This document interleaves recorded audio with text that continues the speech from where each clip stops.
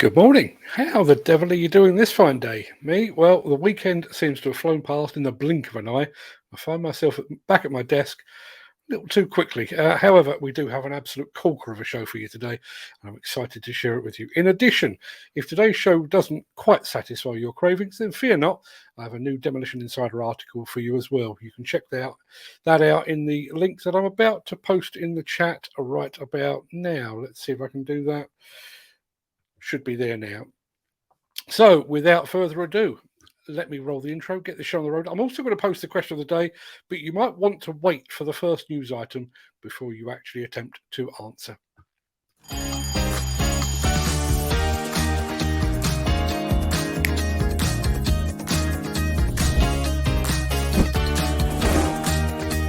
Welcome to the Breakfast Show. I'm your host, Mark Anthony.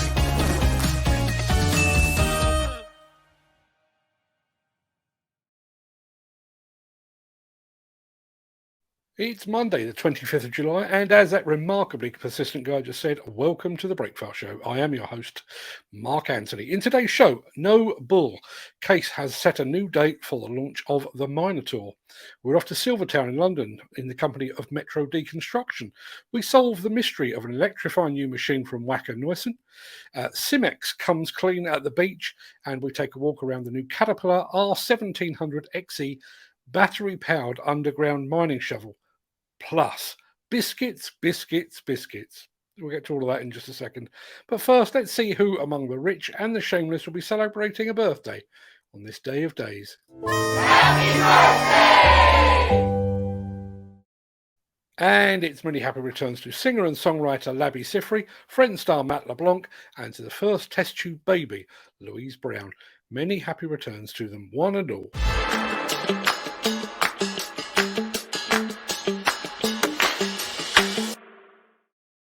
Do you remember the days when equipment manufacturers would just suddenly announce the arrival of a new machine? The machine would land without fuss or fanfare, but in the video age, there is a tendency to tease, to issue trailer films to draw us all in. The latest to do so is Case Construction Equipment, and I have to say that after watching this very, very quick trailer, I am suitably intrigued.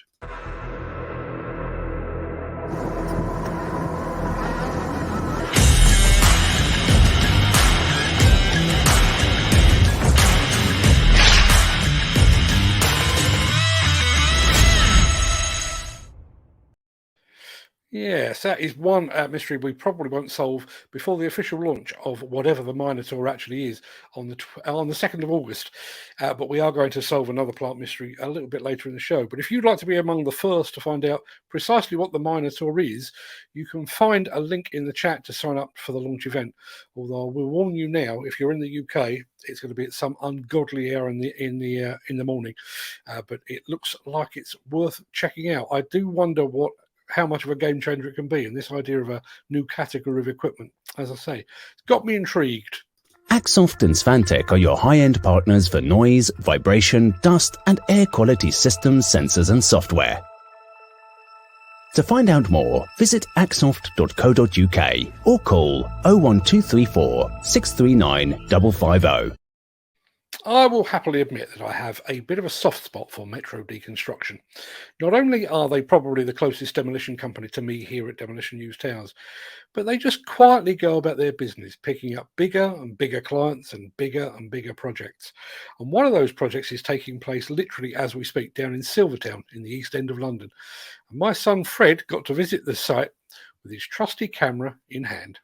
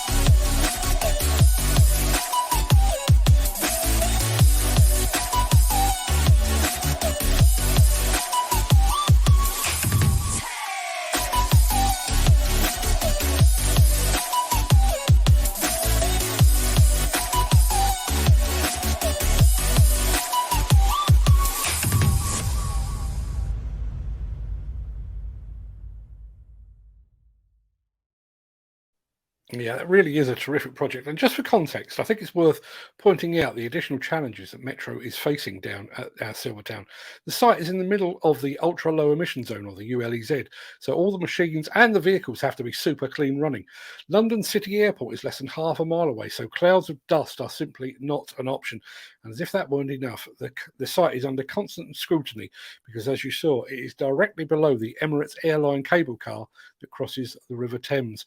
So hats off to the team at Metro, and hats off also to my son Fred for capturing that project in his inimitable style. The Miller GT series heralds a new era of unrivaled power and cutting-edge intelligent coupler technology, increasing job site safety, machine versatility, and productivity.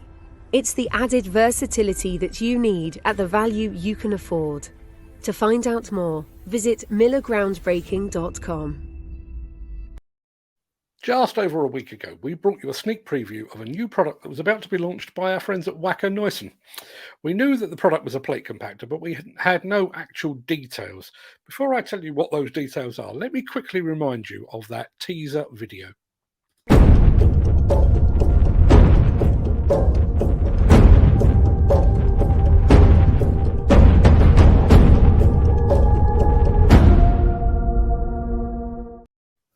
Well, as you saw, that video ended with the words "stay tuned," and stay tuned is precisely what we did. And we can now bring you the payoff, the money shot, if you will.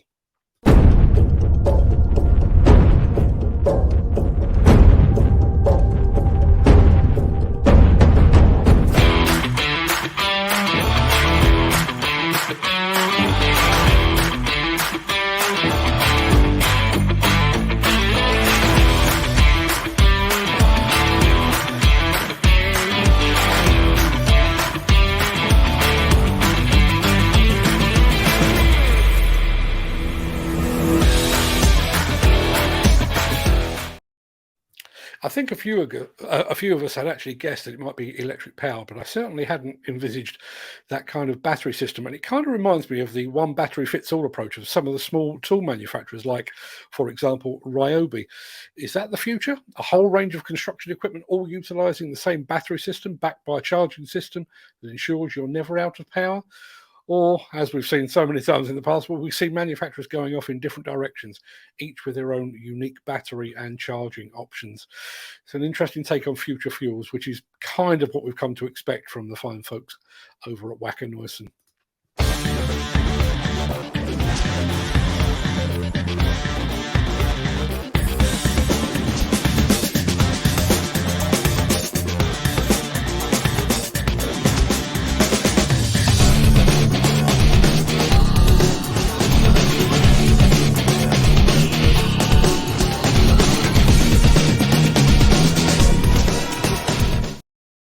It's that time of the year when our collective thoughts turn to overseas travel and sunny climes. And when we arrive at the beach, we'd all like to think it will be clean and free from rubbish. Well, as it turns out, there's actually a tool for that.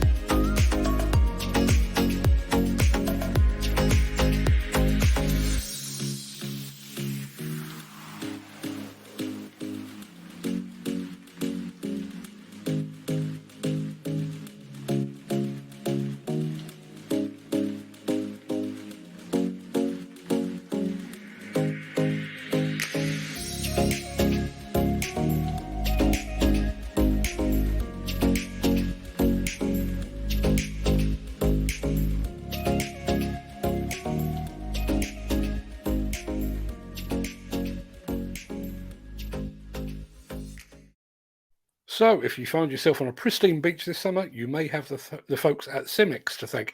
And if anyone from Simex is watching, can I make a personal request? Could you please develop an attachment to remove Germans from sunbeds? Really would appreciate that.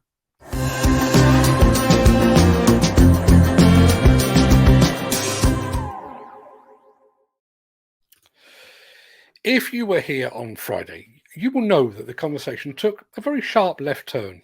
Rather than talking about demolition and construction, we all ended up somehow discussing biscuits. Well, one of our contributors had his own biscuit-related story, and just a few minutes after Friday's show, he dropped me a line with a full and thorough recounting of his tale, and it was really, honestly, so good that I sat down yesterday to turn it into a video.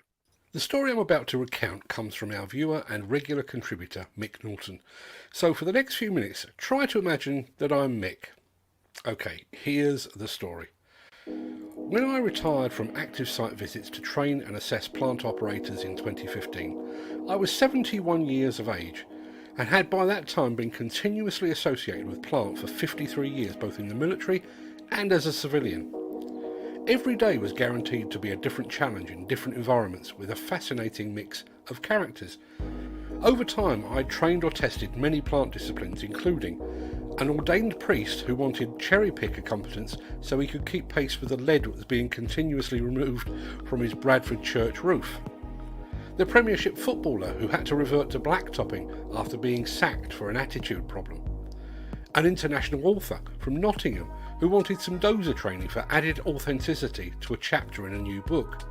And the UK bare-knuckle heavyweight boxing champion from Holmfirth who just wanted a career change. In 1997, I ran a novice course for tracked excavators, which included one candidate who approached me one day and said, "Mick, I thought I should let you know that I've developed Tourette's syndrome, and I needed to know whether it might debar me from the course." Now, I had recently trained and tested a 360-degree excavator operator who had only one leg, and a rough terrain forklift operator with just one arm, so I assured him that Tourette's would not disadvantage his chances. The candidate adapted well to the practical applications of the excavator, and I knew he would have little problem achieving the necessary pass for his chosen ticket. My main concern was when the theory test was underway, it would be with a tape recorder on and a question and answer scenario within the confines of a site porter cabin that would only add to his stress and anxiety. The candidate warned me that his symptoms might kick off when being theory tested inside the porter cabin with either some eye blinking, head jerking or clearing of the throat, tics. I said, okay, no worries, I'll leave the door open and I won't impose any time restraint. Just chill out and take your time, I'm sure you'll be okay. On the day, all was going well until one health and safety question seemed to trigger the symptoms.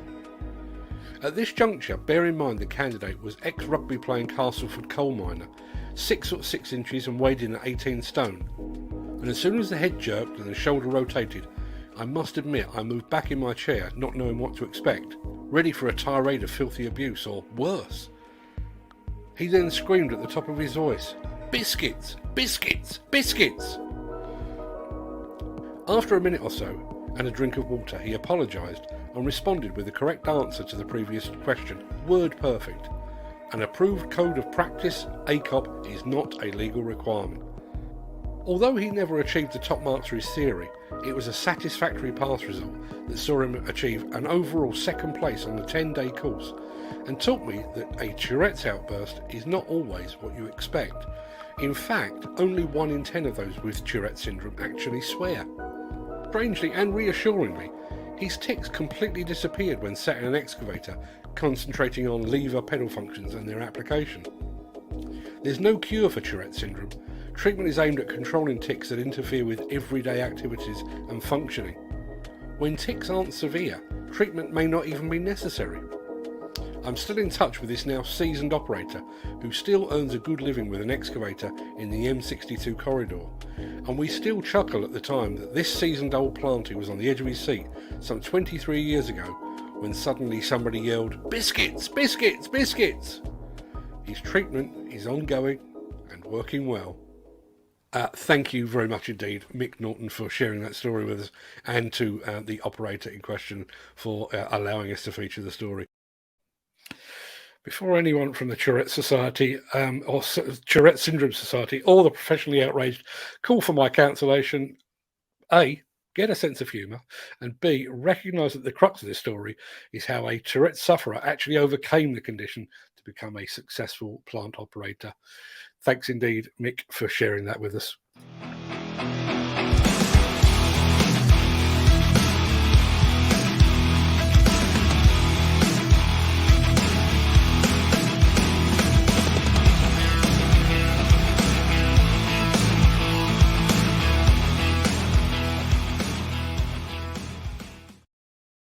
In the war against diesel power, the battle lines have apparently been drawn.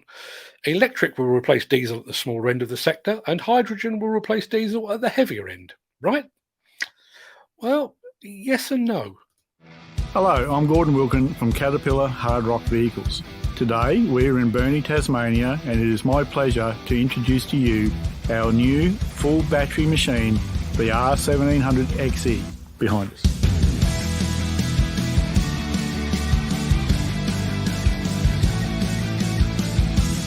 The R1700 XE is rated to 15 tonne. It also provides the same or better breakout force than its diesel model equivalent. This allows the R1700 XE to maintain or improve the productivity of its diesel version. The R1700 XE, being a fully battery machine, is powered by two lithium phosphate ion batteries. They are charged to 715 volt and give us a combined power capacity of 213 kilowatt. One of those batteries is in behind this panel. The R1700 XE battery machine is powered by two electric motors. One is for the propulsion, the second motor is for the accessory drives, for example, the hydraulic pumps. The R1700 XE battery machine is designed to be kept simple to allow the operator to recharge the machine individually. Part of the controlling system is to my right. The charging receptacles are below this cover.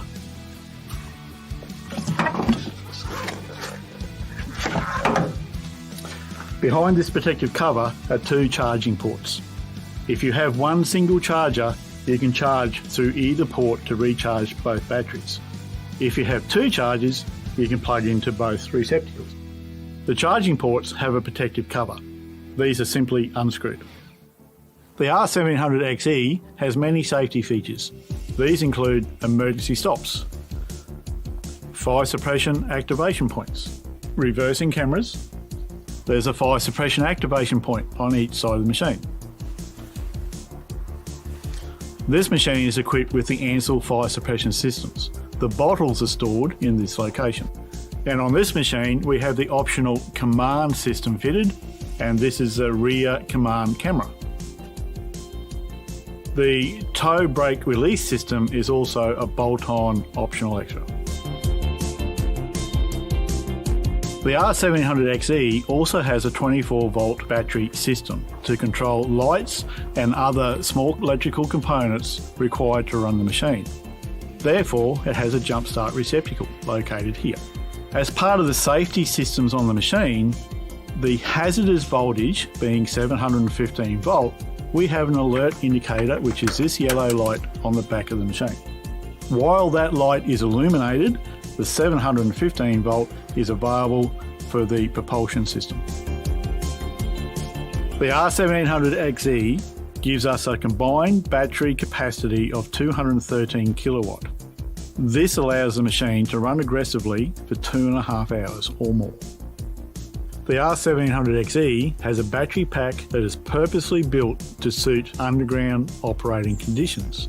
They are enclosed in a FOPS protective structure. This is resistant to impact damage and rockfall. The battery packs also have their own dedicated cooling system to maintain optimum battery temperature. This ensures we get full performance productivity out of the batteries. The battery management system monitors every part of the battery system to ensure full safety at all times. This also includes an electronic disconnection of cells if a problem was to arise. There is also a mechanical disconnection within each cell to ensure your safety. The R1700 XE uses a switch reluctance motor design. This gives us constant power and torque to the drivetrain, which delivers us a total top speed of 18 kilometres an hour. It also provides a constant driveline torque for ease of bucket operations. Being electric drive provides many enhancements to our productivity. There are no gears. There are 5 virtual gears that can be individually controlled to match your mine site application. These control your total ground speed and your down ramp ground speeds. The electric drive allows a smooth transition of power to the ground. There are no shock loads through the powertrain system as you would normally encounter with a conventional transmission machine. This machine is fitted with several optional extras. This includes the side-mounted camera for looking forward and reverse on the blind side of the machine. Also includes the command camera as part of the autonomy system and the automatic lubrication system beside me. The R1700 XE shares many common components with the current diesel R1700 model. This includes the axles and wheel ends, lift arms, cylinders and buckets. The R1700 XE also includes many of the features on the diesel model. This includes the operator presence system, which monitors the door latch, the door lock and the seatbelt application.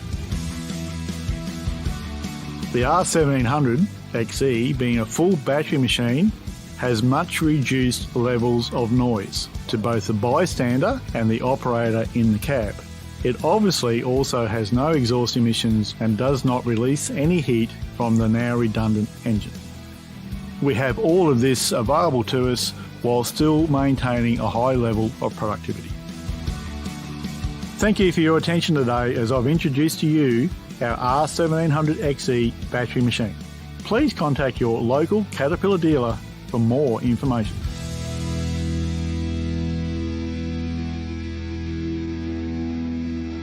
Underground mining machines really are a completely different breed, aren't they?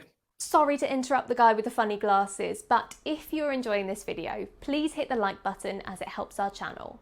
Or, better still, share this video with a friend or a colleague. Thank you. Right, back to Beardy. Right, that pretty much wraps up the main part of this morning's show. I'm going to roll the outro in just a second before leaping gazelle-like over into the chat to see what you're all saying today. If you can't stick around for that, then please stay safe. Look after yourself, your family, your friends and your colleagues. Have a great day and thanks for watching. But if you have the time and the inclination, I'll see you on the other side of this.